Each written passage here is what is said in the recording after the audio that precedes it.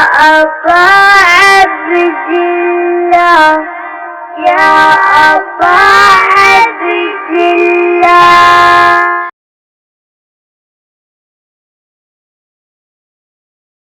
أعوذ بالله من الشيطان الرجيم. بسم الله الرحمن الرحيم. الحمد لله الذي نظر قلوب العارفين بنور معرفته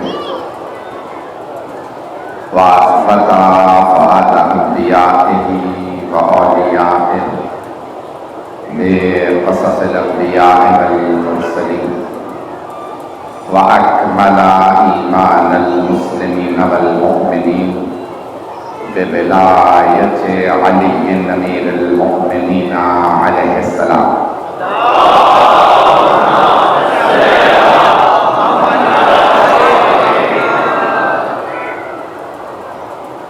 والصلاة والسلام والتحية والإكرام على أفضل الموجودات العبد المؤيد والرسول المسدد المصطفى الأمجد المحمود الأحمد أعني أبا القاسم محمد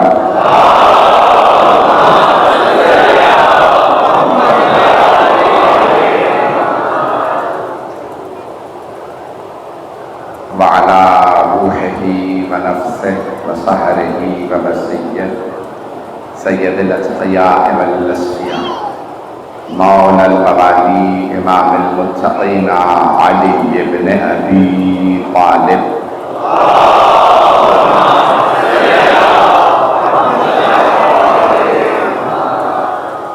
وعلى اوصیائه لا سیما بقیة اللہ فی الارضین روحی و ارواح العالمین لتراب مقدمه الفدا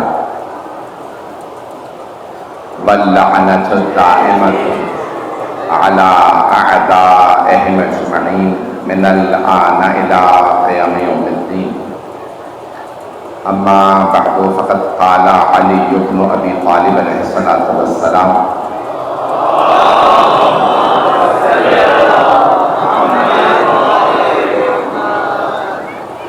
فإن هذا الدين قد كان أسيرا في أيدي الأشرار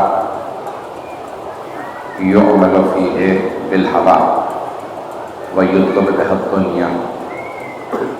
صلوات على محمد وعلى محمد.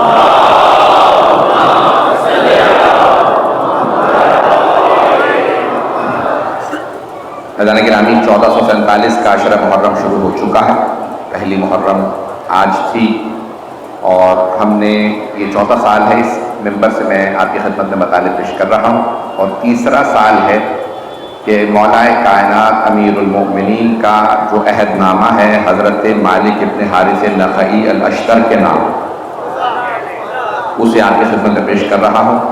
اور گزشتہ تمام برسوں سے زیادہ یہ عہد نامہ اس سال اور بھی زیادہ موضوعیت اس لیے رکھتا ہے کہ پوری دنیا میں جو حالات ہیں وہ اس وقت سازگار ہیں علی والوں کے حق میں. ایسا ہی ہے. پوری دنیا اس وقت توجہ سے دیکھ رہی ہے کہ علی والے اسلحہ زیادہ ہے نہیں, تعداد زیادہ ہے نہیں, عدد میں بھی کم ہے, اسلحہ بھی کم ہے, لیکن جس سے لڑتے ہیں سر پھوڑ دیتے ہیں. اور ہم کیوں نہ سر پھوڑ دیں, کیوں نہ ناک سے خون نکال دیں, ہم ماننے والے اس علی کے ہیں کہ جو اکیلے سارے لشکر کے سامنے تشریف لاتے تھے اور کبھی خیبر کا در اکھاڑ دیتے تھے, کبھی مذہب حارث اندر کو پچھاڑ دیتے تھے. اور مولا نے فرمایا ہے کہ میرے تمام بیٹے, میری تمام نسلیں اور میرے تمام ماننے والے میری سیرت پہ عمل کریں گے. جو دنیا دار ہوتے ہیں نا, دنیا بنا لیتے ہیں, وہ لڑتے ہوئے سوچتے ہیں اتنا پیسہ ہے, اگر مر گیا تو پیسے کا کیا ہوگا. میں پہنچا نہیں پایا. آپ جانتے ہیں نا دنیا میں سب سے زیادہ پیسہ بنی اسرائیل کے پاس ہے, یہودیوں کے پاس ہے. ایسا ہی ہے. شاید اگر نہیں معلوم تو آج معلوم ہو جائے گا. پوری دنیا میں سب سے زیادہ پیسہ بنی اسرائیل کے پاس ہے, یہودیوں کے پاس ہے, لیکن سب سے چھوٹا دل بھی یہودیوں کے پاس ہے. قرآن کریم کہتا ہے کہ یعنی ان میں سے ہر آدمی چاہتا ہے یعمر الف سنہ کہ ایک 1000 سال جئیں. وما ہوا بمزحزحہ من العذاب ان یعمر, اللہ کہتا ہے 1000 سال بھی جی جائیں تب بھی میرے عذاب سے بچیں گے نہیں. آخرت میں انہیں اللہ عذاب دے گا, دنیا میں شیعہ مارتے رہیں گے.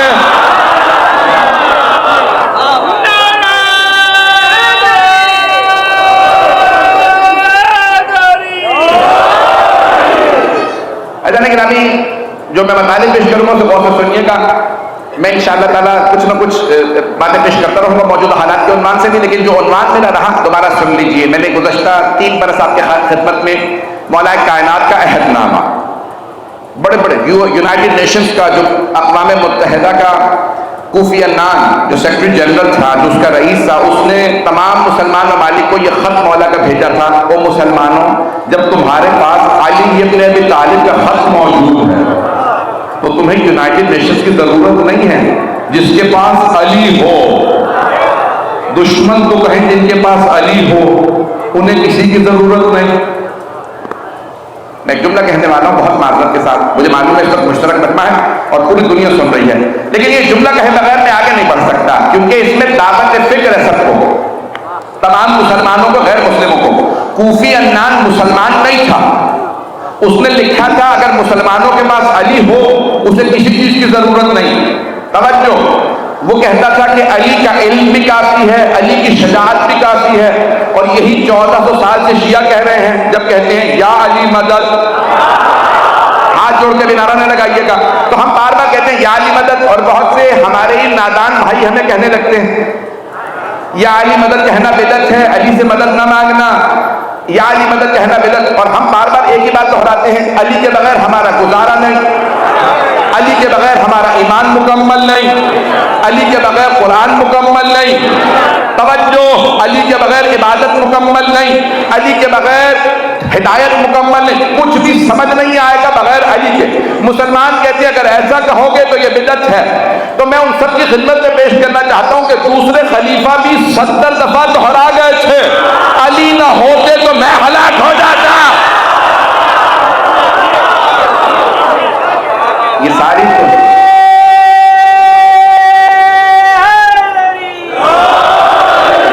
فیضان گرامی, یہ جو جملے پیش کر رہا ہوں, فیضان گرامی, اگر کوئی مسلمان ہے وہ کبھی نہیں کہے گا کہ علی کو پکارنا بدعت ہے. سب نے مولا امیر کو پکارا. تو جملوں پہ غور کیجیے گا, مولا فرماتے ہیں, جو رفتار زیادہ تو نہیں ہے میری, آواز صاف آ رہی ہے. فیضان گرامی, جناب مولا کائنات اس اپنے عہد نامے میں جو خط لکھا ہے, مولا نے اپنے قلم سے, اپنے ہاتھ سے حضرت مالک اشتر کو لکھا اور پھر نام لکھا کہ میں مالک ابن حارث نخعی الاشتر کے نام پہ یہ خط لکھ رہا ہوں, عہد نامہ. اور پھر لکھتے ہیں میں کون ہوں, لکھتے ہیں علی ابن ابی طالب امیر المؤمنین. فیضان گرامی, مولا نے جو اپنے القابات خود بیان فرمائے ہیں وہ کوئی نہیں بیان, یا قرآن بیان کر سکتا ہے یا رسول خدا یا مولا علی خود. امت میں کسی کو مجال نہیں ہے کہ کہے کہ مولا کیا ہے کیا نہیں ہے. ہم صرف وہی بیان کرتے ہیں جو اللہ نے فرمایا یا رسول اللہ نے یا خود مولا علی نے. تو مولا فرماتے ہیں اے مالک, میں جانتا ہوں مجمع بھی تک آ رہا ہے, آج پانی کھڑا ہے اور شہر کے حالات اچھے نہیں ہیں, اس کے باوجود بھی آپ کا پہلی مجلس میں اتنا بڑا اجتماع, میں ممنون ہوں, اور جناب سید آپ کو اجر عنایت فرمائیں. ایسا گرامی, مولا فرماتے ہیں کہ اگر آپ کو یاد ہو میں نے جہاں پہ پچھلے سال پہنچایا تھا, فوجیوں کی کیا شرائط ہونی چاہیے, آرمی چیف کی شرائط کیا ہونی چاہیے, یاد ہے. اور پھر میں آیا تھا قاضیوں پہ, جو مولا نے فرمایا تھا کہ بہترین جو افراد ہو انہیں قاضی بنانا, جج بنانا. جو امت کے بہترین افراد ہوں انہیں جج بنانا, قاضی. انہوں نے لوگوں کی زندگی موت کے فیصلے کرنے ہیں, انہوں نے چوری کی سزائیں دینی ہے. چوری کی سزا وہ دے سکتا ہے جو خود چور نہ ہو. پتہ نہیں میرے جملے پہنچ رہے نہیں پہنچ رہے. ایسا گرامی, دوسرے کو سزا وہ دے سکتا ہے جو خود سزا کا مستحق نہ ہو. میں اس جملے کو نہیں پہنچا پایا. ہاتھ جوڑ کے کہہ رہا ہوں, اگر دیکھ سکے خاص طور سے میرے بچے, میرے بھائی, میرے بچے ان پہ غور کریں گے جملوں پہ. حضرت عیسیٰ نے مریم گزر رہے ہیں ایک جگہ سے, دیکھ رہے ہیں کہ ایک خاتون کو سارا مجمع پتھر مار رہا, یہ بدکارہ ہے یہ.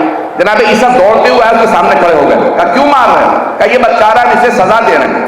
کہا ٹھیک ہے, جو پتھر مارنا چاہتا ہے ہاتھوں میں پتھر لے لے, میں ہٹ جاتا ہوں, اسے پتھر مارو, لیکن ایک شرط ہے, پتھر صرف وہ مارے گا جس نے خود کبھی گناہ نہ کیا. نہیں پہنچا پایا. امیر المومنین کے پاس ایک آدمی کو لایا گیا, وہ خود آیا, اس نے کہا یاری میں نے یہ گناہ کیا. مولا نے کہا جانتے ہو سنسار کیا جائے گا؟ ہاں, دوبارہ اقرار کیا, بعد میں واقعے کی تفصیل کا وقت نہیں. آپ نے فرمایا اس کو سزا دینے جا رہے ہیں ہم لوگ, صرف سزا دینے وہ آئیں جن کے عہدے پہ کوئی گناہ نہ ہو. خدا کی قسم روایت کے الفاظ ہیں, صرف 3 افراد آئے, مولا علی, مولا حسن, مولا حسین. توجہ, کیوں؟ کیونکہ یہی جوان تھے, باقی سب بچے تھے. یہ 3 ہستیاں آئیں کیونکہ یہ معصوم تھے. عزیزان گرامی, آج قاضی وہ بنے بیٹھے ہیں, حکمران اور جج وہ بنے بیٹھے ہیں جن کے متعلق اگر کہوں تو پھر اگلی مجلس پڑھنا شاید میرے لیے ممکن نہ ہو, کیونکہ پابندیاں انہیں کے ہاتھ میں ہیں. میرے شاید جملے پہنچ گئے. عزیزان گرامی, مولا کائنات فرماتے ہیں بہترین افراد کو قاضی بنانا ہے. مالک بہترین افراد قاضی بنے. اب جملہ سن لیجیے جو میں نے آج آپ کی خدمت میں پیش کیا. مولا فرماتے ہیں فَإِنَّ هَذَا الدِّينَ قَدْ كَانَ أَسِيرًا فِي أَيْدِي الْأَشْرَارِ. میں نے ترجمہ نہیں کیا لیکن میرے بہت سے بھائی پہنچ گئے.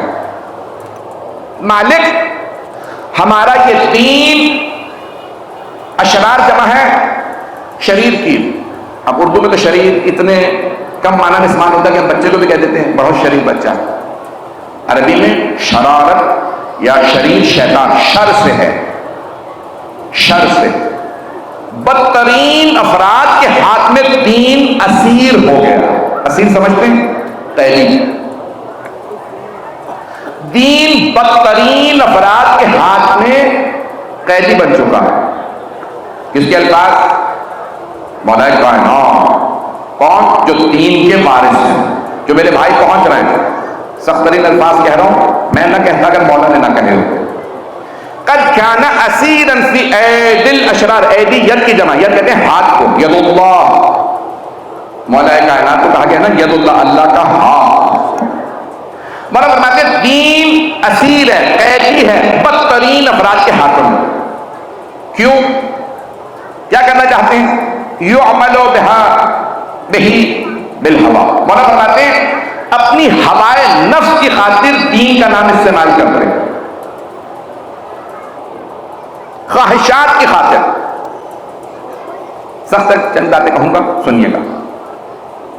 مولا فرماتے ہیں بدترین افراد دین کے وارث بن گئے ہیں. آج ہم اردو میں ایک لفظ استعمال کرتے ہیں دین کے ٹھیکیدار. کون ہے آج؟ مذہبی لوگ ہوتے ہیں, مولوی لوگ ہوتے ہیں.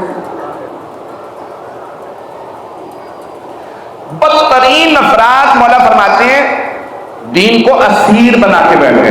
جب دین اسیر ہو جائے تو کربلا برپا ہوتی ہے. میری طرف دیکھیے گا سارے. یزید حاکم بنتا ہے, مفتی فتویٰ دیتے ہیں جواز حکومت کا, اور اگر کوئی حسین بولے تو واجب القتل کا فتویٰ دیتے ہیں. ایک مفتی نے فتویٰ دیا حسین واجب القتل, اس مفتی پہ لانا. اور کئی ہزار مفتیوں نے دستخط کر دیے کہ فتویٰ صحیح ہے. چلیے گا میرے بچے جو پہنچ گئے ہیں, میں سمجھ رہا تھا میرے جملے پہنچیں گے نہیں. میرے بچوں سے میری درخواست سے میرے جملوں پہ پہنچ جائیے گا خدا نہ. عزیزان گرامی, تاریخ میں جب جب دین پہ وقت آیا آئمہ کو زندانوں میں ڈالا گیا. اہل بیت, آئمہ اہل بیت علیہ السلام. فتوے کس نے دیے؟ مفتیوں. بادشاہ کیا کرتے تھے؟ حاکم آتے تھے میں خلیفہ ہوں, موسیٰ بن جعفر کو زندان میں ڈالنا ہے, 7ویں امام کو. مفتیوں نے فتویٰ دیا قید کرنا جائز ہے. جہاں اب میں کوئی سخت لفظ نہیں کہنا چاہتا، میں جانتا ہوں کہ فتوے میرے خلاف بھی آ سکتے ہیں، لیکن میں حق ادا نہیں کروں گا اگر میں نہ بولوں. اگر نہیں بولوں گا تو پھر میں اس ممبر پہ آنے لائق میں بھی نہیں ہوں. عزیزان گرامی، جب بے غیرت افراد دین کے ٹھیکیدار بن جائیں تو پھر امت کو سلانے کے لیے کسی دشمن کی ضرورت نہیں ہوتی. نہیں ہے مجمع، 57 ممالک ہیں مسلمان، ساری امت سو رہی ہے. لوری سنانے والے مفتی اسرائیل کے خلاف کسی نے فتویٰ نہیں دیا. جہاں غیرت جاگ رہی تھی وہ صرف کربلا والے تھے. پتہ نہیں لوگ ہیں یا نہیں، جو کل کربلا میں کھڑے تھے آج وہ غزہ کے لیے کھڑے ہیں. غزہ میں شیعہ نہیں ہے، لیکن غزہ کے مسلمانوں کے لیے شیعہ کھڑے ہیں. شیعہ اس لیے کھڑے ہیں کیونکہ ہم علی والے ہیں، ہم حسن والے ہیں، ہم حسین والے ہیں، ہم عباس والے ہیں.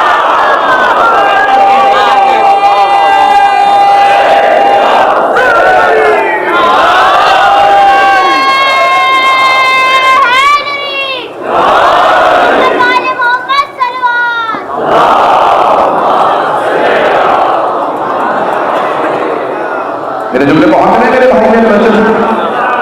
عزیزان گرامی، آج اب ایک جملہ کسی غیر مسلم نے لکھا، اپنے ممبر سے پڑھتے ہوئے بھی شرم آ رہی ہے. اس نے کہا 57 مسلم کنٹریز ہیں، 57 ممالک ہیں، 56 بہنیں ہیں اور 1 بھائی. نہیں پہنچا سکتا. یہ بھائی کا مفہوم پیش کروں، انہوں نے کیوں کہا بھائی ایک ہے؟ اردو میں کہا جاتا ہے چوڑیاں پہننا. پتہ نہیں لوگ ہیں یا نہیں ہیں. کہتے ہیں نا کہ ایک آدمی جو بھاگ جاتا ہے نا تو کہتے ہیں چوڑیاں پہن دو. توجہ عزیزان گرامی، رسول خدا نے فرمایا تھا لَأَعْتِيَنَّ الرَّأْيَةَ غَدًا رَجُلًا كَرَّارًا. کل میں آدم اس کو دوں گا جو مرد ہوگا، کرار ہوگا، غیر فرار ہوگا. آج ساری دنیا تشیع کو پڑھ رہی ہے. خدا کی قسم میں آپ کو بیان نہیں کر سکتا. میرے بچے، میرے بھائی سنیں اس بات کو، جوان بچے، میرے بیٹے بیٹیاں سنیں. خدا کی قسم ہزاروں کی تعداد میں لوگ مسلمان ہو رہے ہیں اور پوچھ رہے ہیں یہ ایران والے کون ہیں؟ تو ہر آدمی کہنے پہ مجبور ہے یہ علی والے ہیں. ساری دنیا اگر کھڑی ہو رہی ہے تو مولانا علی کے نام، مولانا حسین کے نام. آج کافر، ہندو، حتیٰ یہودی خود، آپ جانتے ہیں نا چند چیزیں، 3 چیزیں ایک پوری عدل کی آواز کو دبا دیتی ہیں. میرے جملوں پہ غور کریں گے. پہلی، حکومت، حکمران ہر آواز کو دبا دیتے ہیں. دوسرا، پیسہ، پیسے والا سرمایہ کے ذریعے ہر آواز کو دبا دیتا ہے. ایسا ہے یا نہیں؟ تیسرا، میڈیا. آپ جتنا مرضی شور کرتے رہے میں حق پہ ہوں، میڈیا ایک نئی تصویر بنا کے پیش کرے گا، نہیں یہی قاتل ہے، یہی مجرم ہے. توجہ، آج حکومتیں ہمارے خلاف، پیسہ ہمارے خلاف، میڈیا ہمارے خلاف. توجہ عزیزان گرامی، پھر بھی آج پوری دنیا میں 1400 سال اٹھا کے دیکھ لیجئے، حکومتوں نے حسینیت کی مخالفت کی، عزاداری کی مخالفت کی، پیسے والوں نے مولا حسین کی مخالفت کی. میڈیا یعنی پروپیگنڈا مولا حسین کے خلاف استعمال ہوا. پروپیگنڈے میں حتیٰ دیندار بھی استعمال ہوئے. مجلس میں جاؤ گے نکاح ٹوٹے گا. سارے طبقات حسین ابن علی کے خلاف، حسینیوں کے خلاف. لیکن جتنا آج حسین ابن علی کو عروج ہے کسی کو نہیں. یعنی لوگ ہیں یا نہیں؟ آج جتنا مولا حسین کا نام روشن ہے کسی کا نہیں۔ تاریخ میں یہودیوں نے بڑی بڑی بنی اسرائیل نے سازشیں کھیلی اسلام کے خلاف، مسلمانوں کے خلاف، تشیع کے خلاف، اور آج بھی کر رہے ہیں۔ مولا فرماتے ہیں یہ دین اشرار کے ہاتھوں میں چلا گیا۔ اشرار، ایک جملہ میں پیش کرنا چاہتا ہوں، میری باتیں زیادہ تلخ تو نہیں محسوس ہو رہی۔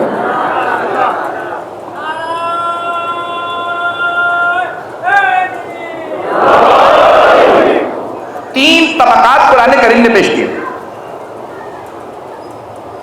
اللہ فرماتے ہیں ہم نے موسیٰ علیہ السلام کو تین گروہوں کی طرف، الی فرعون و ہامان و قارون، فرعون کی طرف، حامان کی طرف اور قارون کی طرف۔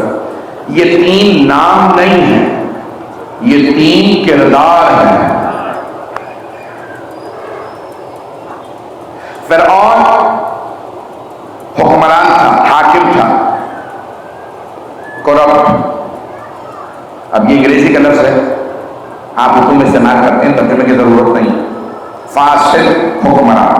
دوسرا حامان، کون تھا؟ ملا، کرپٹ ملا۔ کس کی تائید کر رہا تھا؟ فرعون کی ہر بات کی۔ بچوں کو مارنا ہے جائز ہے، پیسے لوٹنے ہیں جائز ہے، فصلیں لوٹنی ہیں جائز ہے۔ فرعون کی ہر بات پہ جواز کا فتویٰ دیتا رہا۔ حامان ملا تھا، عالم تھا، فاسد تھا۔ قارون سرمایہ دار، بزنس مین، تاجر، کتنا ملک پر ہو۔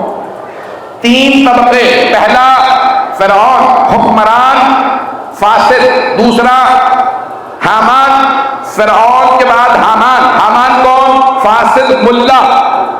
قارون سرمایہ دار، پیسے والا، غنی تھا، پتہ نہیں لوگ ہیں یا نہیں ہیں، بہت بڑا سرمایہ دار، وہ بھی فاسد تھا۔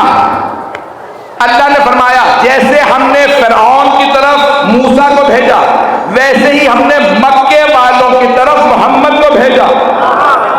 تین طبقات کی طرف جناب موسیٰ کو بھیجا، تین طبقات کی طرف رسول خدا کو۔ موسیٰ علیہ السلام کی مدد کے لیے ہارون کو بھیجا، محمد مصطفیٰ کی مدد کے لیے علی مرتضیٰ کو بھیجا۔ توجہ، تین طبقات تھے، نام کس کس کے لوں، کس کس کے نہ لوں؟ مکے میں حاکم فاسد، توجہ، ملا فاسد، عتبہ، شیبہ، بہت سے کا نام نہیں لے سکتا، یہ سارے بڑے بڑے قبیلوں کے سردار۔ دوسرا ملا ابو جہل، ابو جہل کا نام ابو الحکم تھا، اسے ابو جہل کہا ہے رسول خدا نے جب اس نے حضرت سمیہ کو بخشی مانگی تھی۔ اور تیسرا ابو سفیان کا سرمایہ دار تھا۔ اللہ نے کہا میرے حبیب ان سب میں آپ کو تین بدل پیش کروں گا، یہ جتنے حکمران ہیں سب ڈوب جائیں گے، ایک حاکم آپ کے ساتھ کھڑا رہے گا، نام ابو طالب۔ سرمایہ داروں میں سب ڈوب جائیں گے، بس ایک بیوی جس کی دولت ملیکۃ العرب خدیجۃ الکبریٰ، اور جتنے یہ فکری لحاظ سے آپ کے خلاف سازشیں کر رہے ہیں ابو جہل، ان سب کے مقابلے میں بس ایک نام دوں گا، علی۔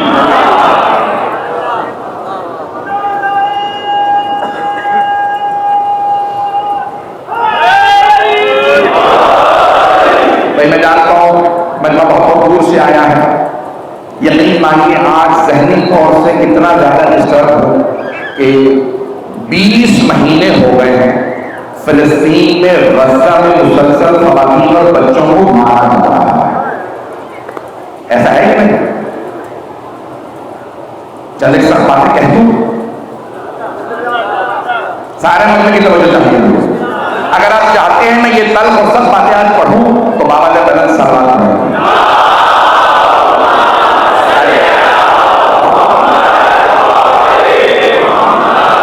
آدھا گھنٹہ بھی اگر چلیں گے ساتھ میں۔ اللہ نے کہا 30 مہینے سے اور سب دیکھ رہے ہیں، غزوہ بنی نذیر ذہنوں میں ہے، ایک بوڑھی یہودی مسلمان خاتون کی توہین کی گئی ہے. ایسا ہی ہے، میں پورا نظر نہیں پڑھوں گا. اس خاتون نے آ کے رسول اسلام سے شکایت کی، یا رسول اللہ، وہ جو بنی اسرائیل کا یہودیوں کا قلعہ ہے اس کے باہر میں سامان بیچ رہی تھی زمین پہ دری بچھا کے، ان سرمایہ داروں کے بیٹوں نے میری توہین کی ہے. ممبر سے نہیں پڑھ سکتا کہ کیا کیا، میرے جو بچے پہنچ گئے میرے بھائی، سرمایہ داروں کے بچوں نے میری توہین کی ہے. بوڑھی خاتون تھی. پیغمبر اسلام نے خط لکھا، اے بنی نذیر کے لوگوں، تمہارے جن نوجوانوں نے میری ماننے والی اس مؤمنہ کی توہین کی ہے، ان جوانوں کو میرے حوالے کر رکھا، میں انہیں سزا دوں. یہودی سربراہوں نے خط لکھا، اے محمد، یہ سرمایہ داروں کے بیٹے ہیں. پاکستان میں تو ایسا نہیں ہوتا. اے محمد، یہ سرمایہ داروں کے بیٹے ہیں. اس ایک فقیر خاتون کی خاطر، ایک فقیر غریب عورت جس کے پاس ٹھیلا لگانے کے پیسے نہیں ہیں، اپنا سامان زمین پہ کپڑا لگا کے بیچتی ہے، آپ اس عورت کی خاطر ہمارے ان سرمایہ داروں کے بیٹوں کو سزائیں دیں گے؟ ہرگز نہیں. رسول خدا نے دوسرا خط لکھا، میں تم سب سے دوبارہ کہہ رہا ہوں، ان جوانوں کو میرے حوالے کرو جنہوں نے میری اس ماننے والی مؤمنہ کی توہین کی. انہوں نے دوبارہ خط لکھا، اے محمد، جو کرنا ہے کر لو، ہم ان جوانوں کو آپ کے حوالے نہیں کریں گے. رسول خدا نے تیسرا خط لکھا، تیار ہو جاؤ، میں لشکر لے کے آ رہا ہوں، میرے ساتھ آئیے. رسول اسلام پہنچے. بہت بڑا بنی نذیر کا قلعہ، خیبر تو 2 گھنٹے کی ڈرائیو ہے. مدینے سے 2 گھنٹے میں آپ کار میں جائیں تو خیبر پہنچتے ہیں. بنی نذیر کا قبیلہ مدینے کے حدود پہ تھا. پہنچ گئے رسول اللہ. ان جوانوں کو میرے حوالے کرو، سزا دوں گا. توجہ، انہوں نے دوبارہ کہا، محمد، اس بوڑھی فقیر خاتون کی خاطر سرمایہ داروں کو چیلنج مت کرو، مدینے میں رہنا مشکل ہو جائے گا. رسول خدا نے کہا، میں نبی ہی نہیں ہوں، اگر اس خاتون کو اس کا حق نہ دلواؤ، جوانوں کو حوالے کرو، نہیں تو میں علی سے کہوں گا خود نکالے. پتہ نہیں مجمع ہے یا نہیں ہے. انہوں نے کہا، ہم دیکھ لیں گے تمہیں بھی تمہارے علی کو بھی. تم چند افراد، ہم اتنا بڑا قلعہ، اتنا بڑا لشکر، اتنے بڑے بڑے سرمایہ دار، اتنے بڑے بڑے فوجی. رسول خدا نے کہا، یا علی باہر نکالیے. لشکر باہر آیا.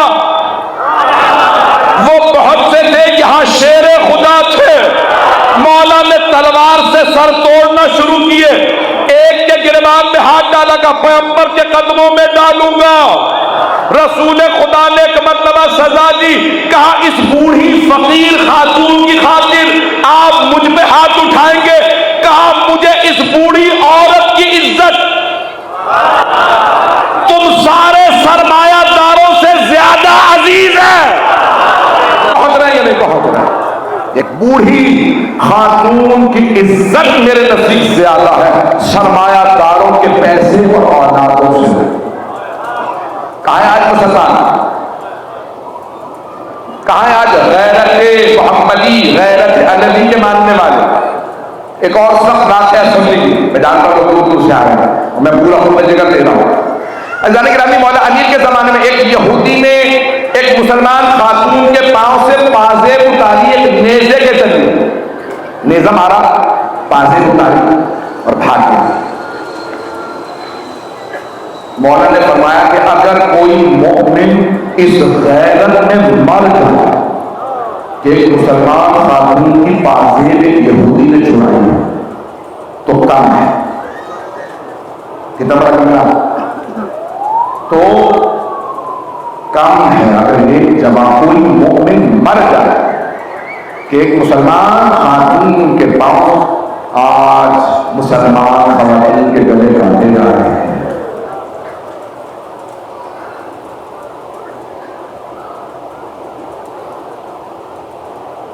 ستر 70,000 خواتین، بوڑھے اور بچوں کو قتل کیا گیا غزہ میں. اور ہارورڈ یونیورسٹی نے کہا ہے کہ یہ غلط ہے. 3 لاکھ سے زیادہ غزہ میں مسلمان خواتین، عورتوں اور بچوں کو مارا گیا. 3 لاکھ سے زیادہ.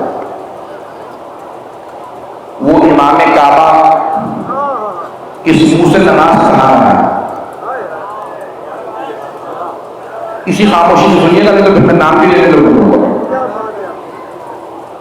کہاں ہے کوئی امام کعبہ؟ کہاں ہے کوئی مدینے میں نماز پڑھانے والا مفتی اعظم، ریاض میں تراویح پڑھانے والا؟ میں نام بھول لوگوں کے. کہاں گئے وہ لوگ؟ ان کی غیرت کہاں ہے؟ مسلمان خواتین کو مارا جاتا ہے. کہاں ہیں وہ پاکستان کے مفتیان دین جنہیں مجالس تو نظر آتی ہیں، ان مجالس میں سب کی حرمت کا خیال رکھا جاتا؟ آ کے دیکھیے، میری مائیں بہنیں بیٹیاں پردے میں رہتی ہیں، حجاب کا خیال رکھتی ہیں. اگر کوئی ایسی بھی خاتون ہو نا جو حجاب نہ کرتی ہو، مجلس میں آئے گی تو چادر میں آئے گی. کیوں؟ چادر جناب زینب کی مجلس میں آ رہی ہے. میں جانتا ہوں میں آج سب قریب باتیں کہہ رہا ہوں، لیکن خدا کا بات ہے، جتنا ظلم غزہ میں ہوا، غزہ میں بار بار پھر کے کہہ رہا ہوں، غزہ والے شیعہ نہیں، اہل سنت ہے، انسان تو ہے. ایک واقعہ سنانا چاہتا ہوں، اگر سنت پسند فرمائیں گے تو آپ سنا. پانی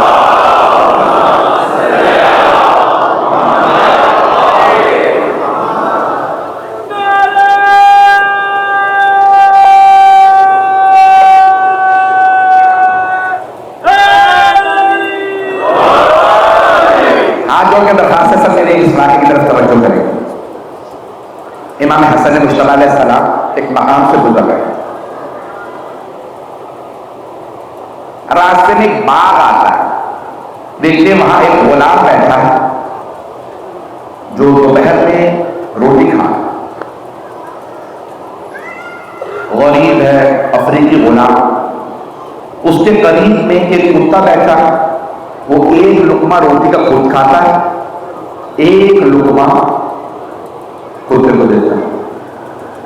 مولا حسن مجتبی رک گئے علیہ السلام. مولا نے سوال کیا، مسکرا کے. مولا حسن بہت خوبصورت، جس گلی اور بازار سے گزرتے تھے بازار رک جاتا تھا مولا کی زیارت کے لیے. اس غلام نے دیکھا کوئی بہت وجیح پرنور ہیبت جلال خوبصورت گزر رہا ہے، رو کے دیکھ رہا ہے. دیکھنے کے بعد مولا نے سوال کیا، کیا کر رہے ہو؟ اس نے کہا کہ کتے کو کھانا دے رہا. مولا نے کہا کیوں؟ کہا میں اس باغ کا مالی ہوں،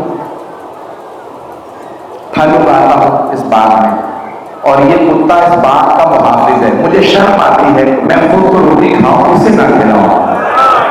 کچھ لوگ پہنچ گئے ہیں ان کی عظمت. غلام ہے.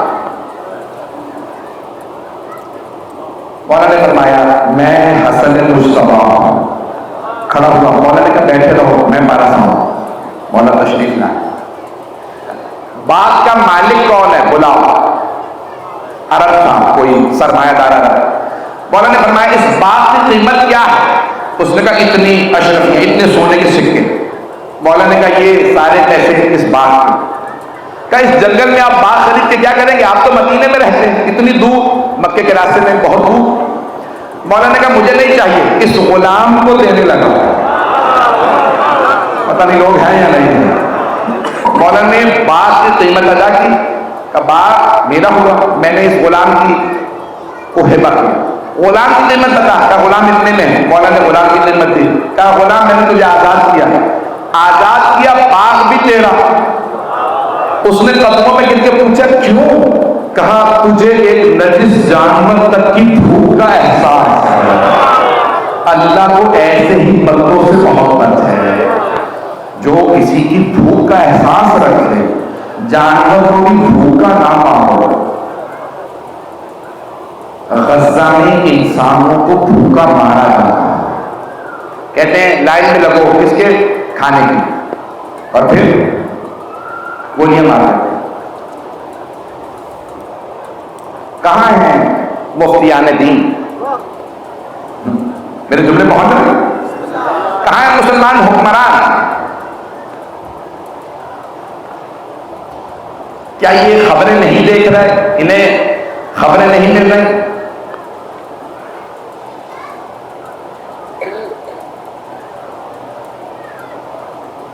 75 لاکھ کا ایک ملک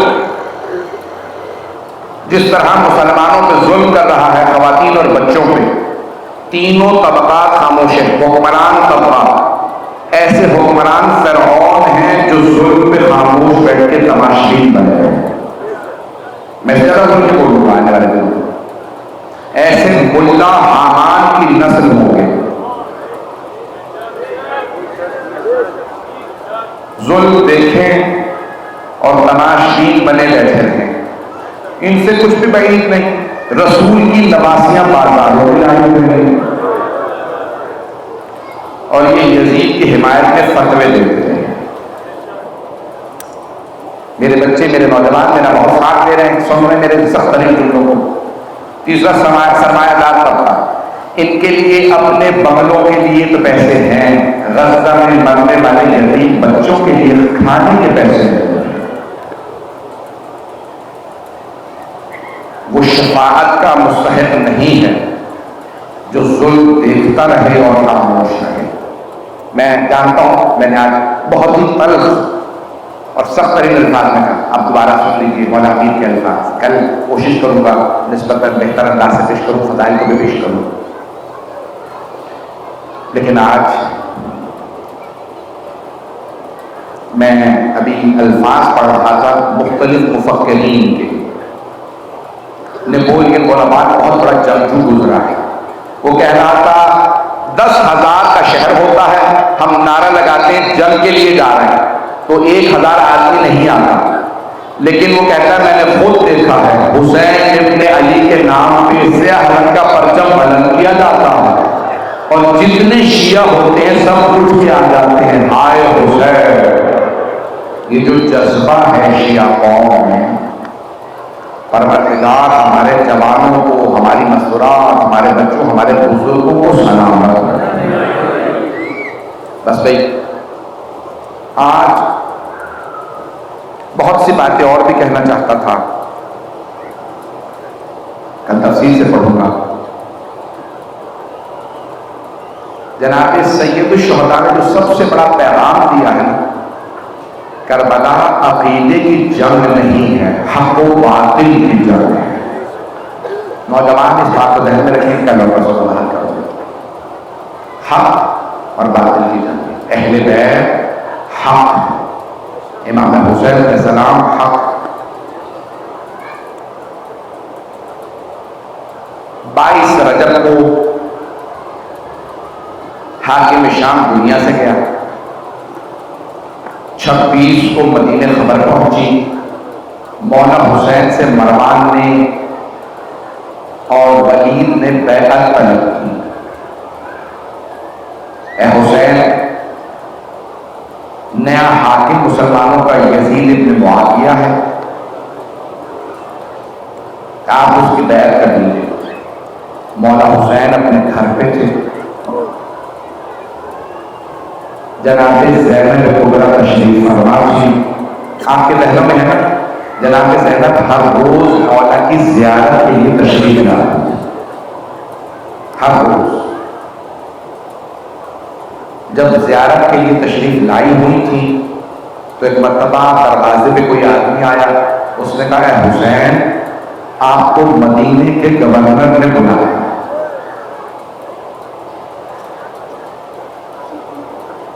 مولا جانتے ہیں کہ نبی میرے نانا کا شہر ہے، یہاں خون ریزی مقصود نہیں ہے، میں نہیں جاؤں گا، یہ توہین کریں گے، گھر پہ آگ لائیں گے، جو رسم بن چکی تھی، کبھی سیدہ کے دروازے پہ آگ، کبھی علی کے گھر پہ آگ، اور بعد میں امام جعفر صادق کے گھر پہ آگ۔ تو مولا نہیں چاہتے تھے یہ لوگ آگ لائیں، توہین کریں۔ کہا کہہ دو مروان سے میں بات سننے کے لیے آیا ہوں۔ بس یہ آواز جناب زینب کے کانوں میں پڑی، مروان نے بلایا۔ بی بی نے آواز دی، عباس، علی اکبر اور محمد، قاسم، عبداللہ اے جوانان بنی ہاشم، میرے بھائی کو مروان نے دربار میں بلایا کہ بھیا مروان پہ بھروسہ نہ کیجیے گا۔ مولانا جناب زینب کی طرف دیکھا، کہا میری بہن مروان میرا قاتل نہیں ہے، مدینے میں میری شہادت نہیں ہے۔ کہا بھیا جب بھی ان بنو امیہ کا نام سنتی ہوں میرا دل منہ کو آنے لگتا ہے۔ کہا ہے جوانان بنی ہاشم 18 جوان، کہا میرے بھائی کے ساتھ جاؤ۔ بیوی نے جملہ کہا عباس میرے بھائی پہ آنچ نہ آؤ۔ جناب عباس نے عرض کی بیوی جب تک میری سانس میں سانس ہے، میرے دم میں دم ہے، میں مولا پہ آنچ نہیں آنے دوں۔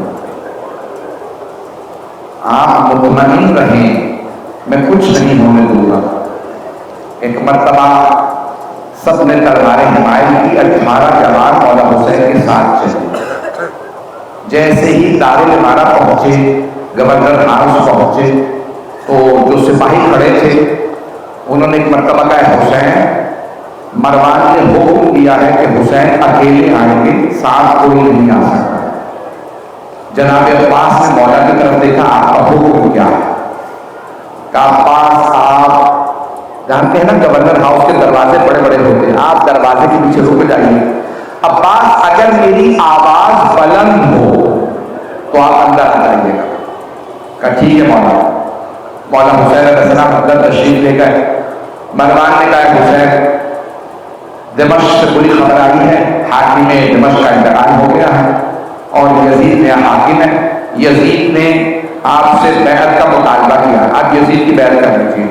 مولانا نے فرمایا اگر اے مروان یہ کوئی اچھی بات ہے تو کل مسجد نبوی میں مجمع عام میں سارے مسلمانوں کے سامنے بیعت مانگنا، میں سب کے سامنے جواب دوں گا میں بیعت کیوں نہیں کر رہا۔ مروان نے کہا اے حسین ہمیں پتا ہے آپ بیعت نہیں کریں گے، مجمع میں یہاں خاموشی سے بیعت کرنے کی کوئی نہیں دیکھ رہا۔ مولانا نے فرمایا کہ میں بیعت نہیں کروں گا۔ ولید نے اشارہ کیا ہاتھ سے کہ حسین کی گردن نہیں اتار دے، یہ بیعت نہیں کریں گے، علی کے بیٹے ہیں، نہ علی نے بیعت کی تھی نہ حسین بیعت کریں گے، نہ اس کے بھائی حسن نے بیعت کی تھی۔ اشارہ کیا ان کی گردن اتروا دے۔ اسی دارالامارہ میں گورنر ہاؤس میں گردن اتار دے، بس یہ اشارہ کرنا تھا۔ مولانا نے ایک مرتبہ ولید کی طرف دیکھا اور ایک مرتبہ بلند آواز سے کہا یبن الزرقاء، اس کی ماں کا نام لیا، کہا یبن الزرقاء انت تقتلنی ہوا، تو میرا قتل کرے گا یا یہ؟ تم جانتے نہیں ہو میں علی کا بیٹا ہوں۔ بلند آواز سے مولانا نے کلام کیا، جناب عباس کے کانوں میں آواز آئی۔ جناب عباس نے دارالامارہ کے اس دروازے کو کھولنا چاہا تو دیکھا دروازہ اندر سے بند ہے۔ انہوں نے دروازے کو لاک کر دیا تھا، بند کر دیا تھا۔ جناب عباس نے کہا علی اکبر ذرا جوانوں سے کہو پیچھے ہٹے۔ جناب عباس چند قدم پیچھے ہٹے، اپنا بایاں بازو الٹا بازو دروازے پہ مارا۔ جیسے ہی دروازے پہ مارا دارالامارہ کا بڑا سا دروازہ گرا۔ جناب عباس نے تلوار کھینچی، آواز دے کے مولا کی خدمت میں عرض کی مولا فرمائیے ان دونوں میں سے کس کا سر قلم کرنا؟ جناب سید الشہداء نے سینے پہ ہاتھ رکھا کہ عباس میرے نانا کا شہر ہے، میں نہیں چاہتا یہاں خون بہاؤ، ابھی رہنے دو میرے بھائی۔ میں ایک مرتبہ ہاتھ جوڑ کے کہوں گا مدینے میں مولا کی آواز بلند ہوئی تو سارے جوان ایک آواز سے دارالامارہ کے اندر داخل ہو گئے، اور جب کربلا میں عصر عاشور میں مولا چیخ چیخ کے کہہ رہے ہیں حل من ناصر ینصرنا، تو جوانان بنی ہاشم کے لاشیں تڑپ رہے ہیں۔ اسی جناب عباس کو بار بار خیال آتا ہے میرے مولا تنہا رہ گئے ہیں۔ اجرکم اللہ، اجرکم اللہ۔ بھائی رونے میں مخلہ کیجیے گا، ابھی تو میں نے شروع کیا ہے، پہلی مجلس ہے۔ مولا نے ایک مرتبہ سینے پہ ہاتھ رکھا، عباس ابھی جنگ کا موقع نہیں ہے۔ میں کہوں گا مولا عباس سے مولا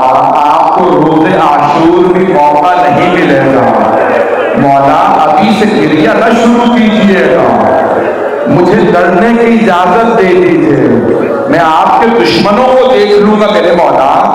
بس میں جناب سید الشہداء نے روکا، جناب عباس واپس آ گئے۔ میں 5 سے 10 منٹ ابھی اور لوں گا، پہلی مجلس ہے، آج میں چاہتا ہوں ماحول بن جائے تاکہ آنکھوں کو پتہ چل جائے رونے کے دن آ گئے ہیں، فاطمہ کی آج صبح ہونے جا رہی ہے۔ اجروں کو ملنا، اجروں کو ملنا، بھئی 5 سے 10 منٹ چاہیے مجھے ابھی، 10 سے 12 منٹ۔ ایک مرتبہ جناب سید الشہداء نے واپس آنے کے بعد کہا، عباس میں آپ کو فہرست دے رہا ہوں، سب کو بتا دیجیے کون کون کربلا جائے گا۔ جناب عباس نے فہرست ہاتھ میں لی، بتانا شروع کیا، اگر دیکھ سکے دیکھیے گا، نہیں تو آنکھیں بند کر کے مدینے چلیے گا۔ ایک مرتبہ جناب عباس نے کہا، علی اکبر آپ کا نام ہے، قاسم آپ کا نام کربلا جانے والوں میں ہے، اگر دیکھ سکے تو ضرور دیکھیے گا۔ کہا، اور محمد آپ کے بھی نام ہیں۔ ایک مرتبہ ایک بچی جناب علی اصغر کو گود میں لیے بیٹھی تھی، جناب عباس آگے بڑھے، کہا بی بی علی اصغر کا نام بھی ہے۔ میں نے تو پڑھ دیا آپ کے ساتھ۔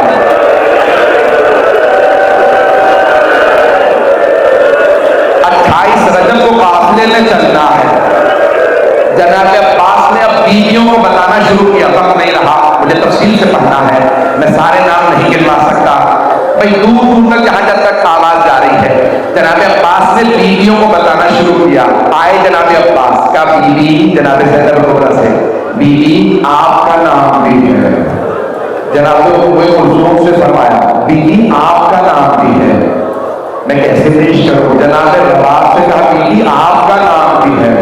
اب بچیوں کی باری آئی، پہلے جناب فاطمہ کبریٰ سے کہا، بیوی فاطمہ آپ کا نام بھی ہے، فاطمہ کبریٰ آپ کا نام بھی ہے، اے سکینہ آپ کا نام بھی ہے۔ ایک اور بیوی تھی، نام تھا فاطمہ صغریٰ، انہوں نے کہا، چچا عباس ذرا غور سے دیکھیے، کیا میرا نام نہیں ہے؟ جناب عباس نے دوبارہ فہرست کو دیکھا، کہا بیوی آپ کا نام نہیں ہے۔ کہا چچا فہرست آپ کو کس نے دی ہے؟ کہا بیوی آپ کے بابا نے فہرست دی ہے۔ پیش کر پڑھوں آپ کے سامنے، جناب فاطمہ صغریٰ کے بابا جان، چچا عباس فرما رہے ہیں میرا نام نہیں ہے۔ مولا حسین نے فرمایا، نہیں بیٹی آپ کا نام نہیں ہے۔ بابا کیا میں پوچھ سکتی ہوں آپ نے میرا نام کیوں نہیں لکھا؟ مولا نے فرمایا، بیوی آپ بیمار ہیں، اس لیے میں نے آپ کا نام نہیں رکھا۔ فاطمہ صغریٰ علیلہ، علیلہ یعنی بیمار، بیوی آپ بیمار ہیں، میں جملہ کیسے پڑھوں؟ میری بھی بیٹیاں ہیں، مجھ سے جملے پڑھے نہیں جاتے، بیویوں کے جملے پڑھنا بہت مشکل ہے۔ تو جناب فاطمہ صغریٰ نے جملہ کہا، بابا مجھ سے قسم لے لیجیے میں پورے رس سے کبھی بیماری کا شکوہ نہیں کروں گا، بابا میں کہیں نہیں کہوں گی، کبھی نہیں کہوں گی میں بیمار ہوں، بابا مجھے ساتھ لے چلیے، بابا مجھے تنہا نہ چھوڑ کے جائیے گا۔ مولا کو بیٹی سے بہت پیار تھا، مولا نے پیشانی کو چوما، پیار کیا، نہیں بیٹی۔ بعض علماء نے اور وجہ لکھی ہے، کہتے ہیں جناب فاطمہ صغریٰ جناب سیدہ کی شبیہ تھی، مولا نہیں چاہتے تھے میری ماں کی شبیہ بازاروں میں، درباروں میں۔ اجرکم اللہ، اجرکم اللہ۔ مولا نے فرما دیا، بیوی آپ رک جائیے، ٹھیک ہے بابا جان، جیسا آپ کا حکم۔ 2 باتوں کا بیوی نے مولا سے تقاضا کیا، درخواست کی، بابا 2 باتوں کی، مرحوم سید احمد رضوی کہتے ہیں 2 باتوں کے لیے عرض کی، بابا جب آپ بھیا علی اکبر کی شادی کیجیے گا مجھے خبر کر دیجیے گا، اور بابا اگر ہو سکے بھیا علی اصغر کو میرے پاس چھوڑ جائے، بابا میرا بھائی میرا دل میں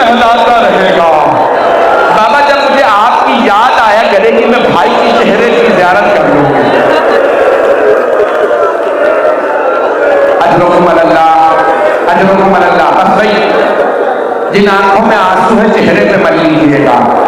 اجر و کرم. مولا حسین نے آواز دی میری بیٹی نانا کے روضے پہ چلی جایا کیجیے گا, میرے نانا کے روضے پہ آپ کو صبر آ جائے گا. 28 رجب کی صبح فجر کے بعد مولا نے آواز دی عباس اماریاں تیار کر دیجیے اور بیویوں کو اماری پہ سوار کرا دیجیے. جناب عباس نے بہترین پردے سجائے. پہلی مرتبہ علی کی بیٹیاں مولا علی کے بعد عراق جا رہی ہیں. تو مولا نے کیا کیا, پانی رکھا, سامان رکھا کھانے پینے کا, کبھی کوئی بیوی پیاسی نہ رہ جائے. اماریاں سجائی گئی. ایک خاتون کو فہرست دے دی, کہا نام لے کے بلاتی رہیے گا کون سی بیوی آ رہی ہے. تو جناب سید الشہداء مسند بچھا کے بیٹھ گئے. راوی ظاہر عبد اللہ بن سنان ہے, وہ کہتے میں گیا دیکھنے کے لیے رسول خدا کا شہر نواسہ رسول کو کیسے ودا کرتا ہے. کہا میں گیا, رسول خدا کے نواسے مسند پہ بیٹھے ہیں اور مولا حسین جیسی آواز آتی ہے نا بیوی کون سی آ رہی ہے ویسے ہی آواز دیتے ہیں. جب اندر سے آواز آئی حسن مجتبیٰ کی بیوہ آ رہی ہے. مولا حسین نے آواز قاسم ماں کا بازو پکڑی ہوئی, علی اکبر اماری کا پردہ ہٹائیے, عبداللہ گھٹنا زمین پہ رکھیے. جب اونٹنی کو بٹھا دیتے ہیں نا تب بھی اماری بلند ہوتی ہے. ایک مرتبہ جناب قاسم نے بازو پکڑ کے ماں کو سوار کرا دیا. اتنے میں آواز آئی لیلا آ رہی ہے. جناب سید الشہداء نے آواز دی علی اکبر ماں کا بازو پکڑیے اور محمد اماری کے پردے ہٹائیے, قاسم گھٹنا زمین پہ رکھیے. بس میں نے سارے مسائل مختصر کر دیے. اتنے میں آواز آئی علی کی بیٹی ام کلثوم تشریف لا رہی ہے. مولا حسین نے آواز دی عباس بازو پکڑیے, علی اکبر اماری کا پردہ ہٹائیے, قاسم پھپھی کا بازو پکڑیے.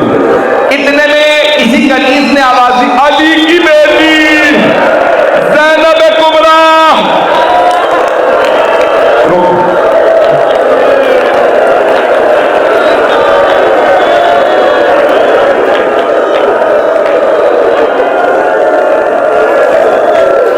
علی کی بیٹی زینب کبریٰ تشریف لا رہی ہے.